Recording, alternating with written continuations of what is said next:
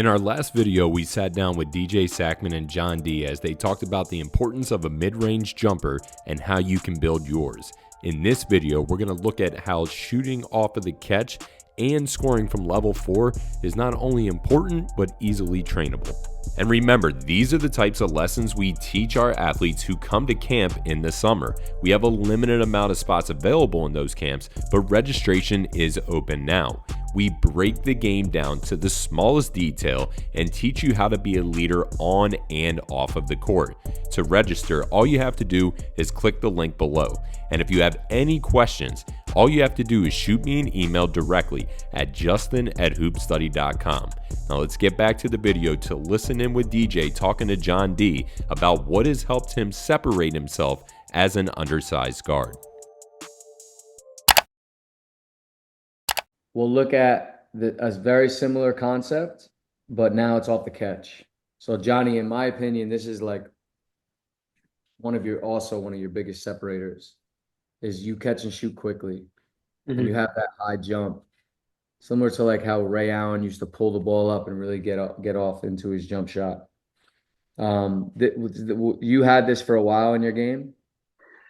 I was, like I said, shooting was always, something I felt like I needed to have as my biggest strength, as we said, being undersized guard. And Coach always told me, if you can put the ball in the basket, they're going to find minutes for you to play and places for you to be.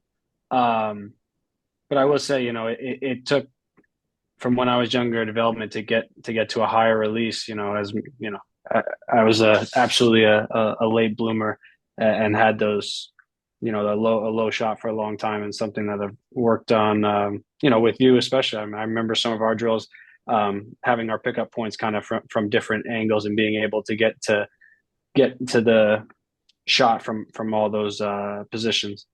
Yeah. Yeah, you were really naturally good at that. So that just shows that you were working on that specifically. But again, this is something that we believe truly that is a huge separator. And again, the players in here, as they get stronger, Laron, and as they grow, this stuff just becomes easier and easier. But it needs to be something specific that they're working on, because you're going into this thing as you're not strong enough, and then eventually you start getting strong enough, but you don't understand your energy. And until you understand your energy, then you actually start jumping up high to shoot the basketball. Now, it doesn't have to be every single time you shoot, but something that you're working on to where you can see Johnny here, he's running into his shots and there's no wasted momentum. This is something that we believe you can get to.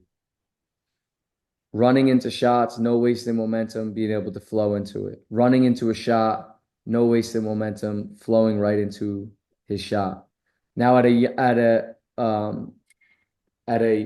younger level for players, or a less elite level, players are using their momentum, and before they shoot, they're slowing down to get off the ground. So for all the players in here, it's important that you understand and start having the ability to run and then jump into your shot.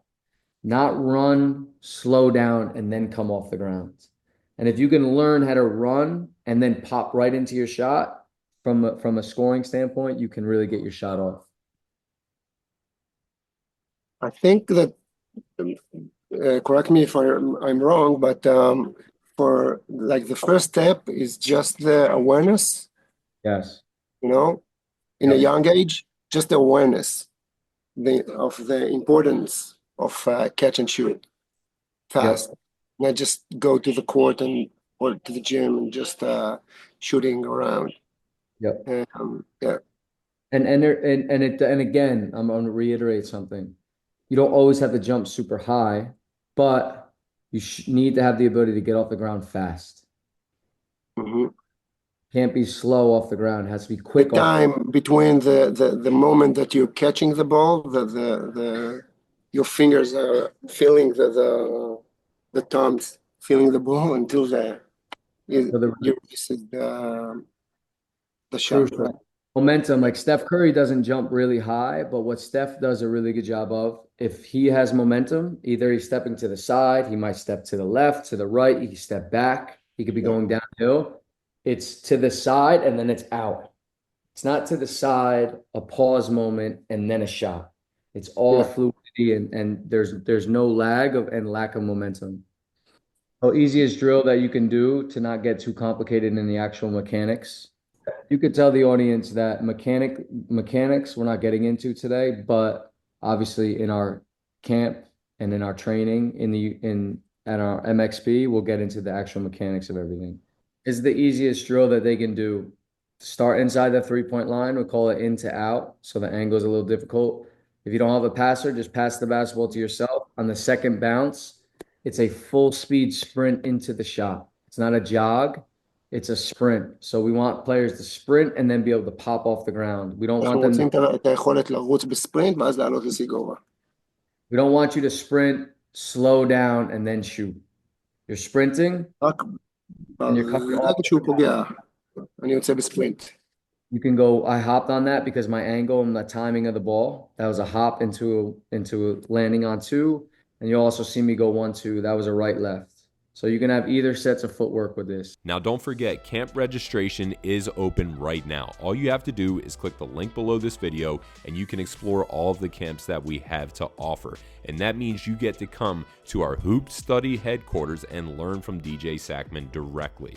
And if you have any questions, all you have to do is shoot me an email at justin@hoopstudy.com. Don't forget to tune in to our next video where we learn more valuable lessons from John D and learn how he has excelled as an undersized guard.